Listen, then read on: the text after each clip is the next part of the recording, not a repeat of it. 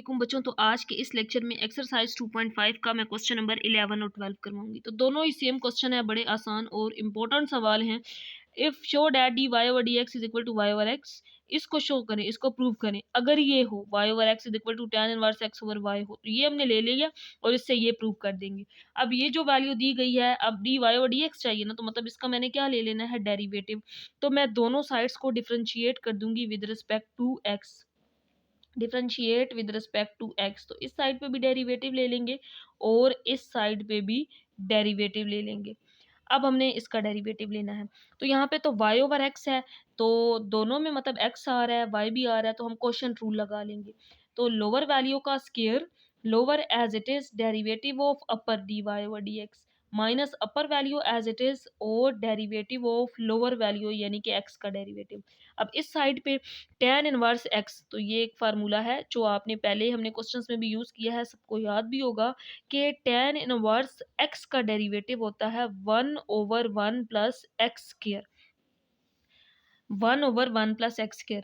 But यहाँ तो tan inverse x over y है, तो 1/1 प्लस एक्स का स्क्र। अब इसकी जगह पे इस वैल्यू का स्क्र एक्स स्क्र और y का स्क्र।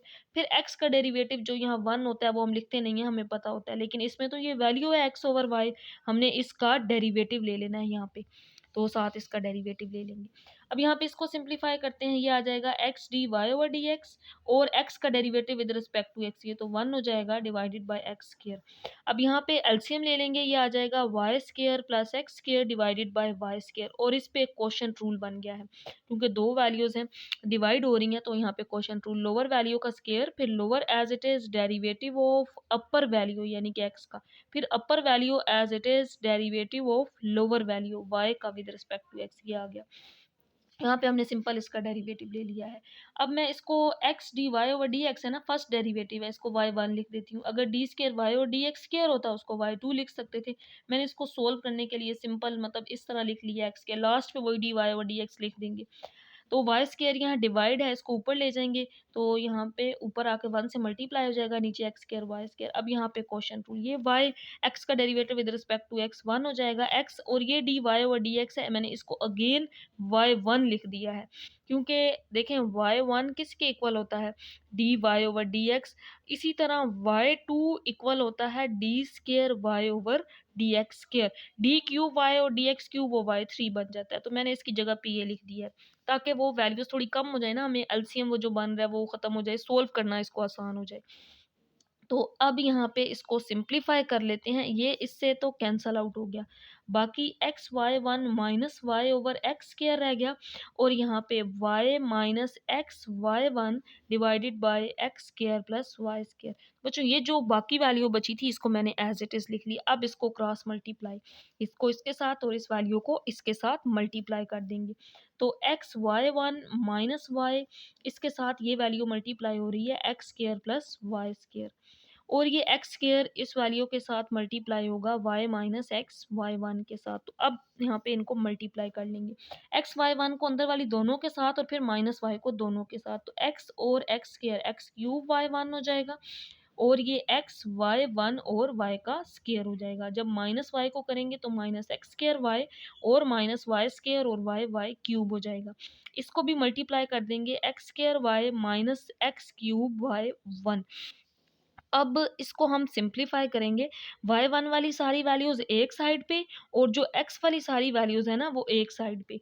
ये एक्स क्यूब वाई 1 इधर ही रहेगा, ये एक्स वाई 1 वाई का स्क्वायर इधर ही, और ये वाई 1 वाली वैल्यू भी इधर ही लेकर आएंगे, एक्स क्यूब वाई 1, और ये एक्स स्क्वायर वाई था और इधर से ये वाली दोनों वैल्यूज़ इधर आ जाएंगी, यानी कि वाई वाली एक साइड पे और वाई 1 वाली एक साइड पे। ये प्लस एक्स स्क्वायर वाई हो जाएगा और ये प्लस वाई क्यूब हो जाएगा। अब इसको हल कर लेंगे, ये एक्स क्यूब वाई 1 ये भी एक्स क्यूब वाई 1 ऐड होके 2x क्यूब वाई 1 बन जाएगा, और ये वाली value x y 1 y square as it is, x square y और एक्स स्क्वायर वाई ऐड कर देंगे 2x स्क्वायर वाई और वाई क्यूब। अब यहाँ से हमने निकालना तो वाई 1 नहीं है ना, तो यहाँ से वाई 1 कॉमन ले लेंगे, बाकी रह जाएगा 2x cube plus x y का स्क्वायर, और इस साइड पे इस वैल्यू को एज इट इज लिख लेते हैं, ये आ गया। अब यहाँ से हम y1 निकाल लेते हैं, तो y1 होगा 2x square y plus y cube divided by 2x³ plus x y square, और y1 किसके इक्वल है, dy ओवर dx। वापस हमने वही पुट कर दिया। क्यों पुट किया है, क्योंकि क्वेश्चन में तो हमने ये प्रूव करना है ना, dy ओवर dx तो y ओवर x के इक्वल है, इस वजह से। अब यहाँ पे सिर्फ y ओवर x रह जाएगा, बाकी वैल्यू इसमें से कैंसिल आउट कर देंगे। तो यहाँ से y कॉमन ले लेंगे, अंदर 2x² और यहाँ पे y² रह जाएगा। यहाँ से जब x कॉमन ले लेंगे तो 2x² रह जाएगा और यहाँ पे साथ y² रह जाएगा, तो सेम है, कैंसल आउट हो गई। dy ओवर dx इक्वल आ गया है y ओवर x के। तो यही हमने इस क्वेश्चन के अंदर प्रूव करना था कि dy ओवर dx किसके इक्वल है, y ओवर x के इक्वल है। ये इसका आंसर प्रूव हो गया है।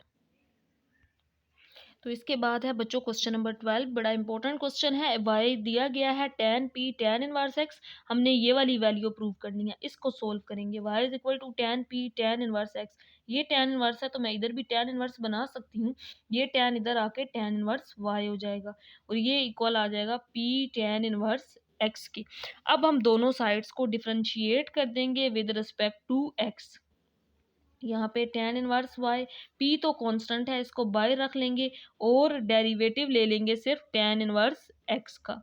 अब tan इनवर्स y का derivative 1 over 1 plus Y square आ जाएगा, फिर y का derivative with respect to x dy over dx आ जाएगा। यहाँ पे p tan इनवर्स x का derivative 1 over 1 plus x square, ये डेरिवेटिव फार्मूला है, याद होगा सबको। फिर x का derivative with respect to x, यानी कि d ओवर dx और साथ x आ जाएगा। अब इसको सिंप्लीफाई कर सकते हैं हम।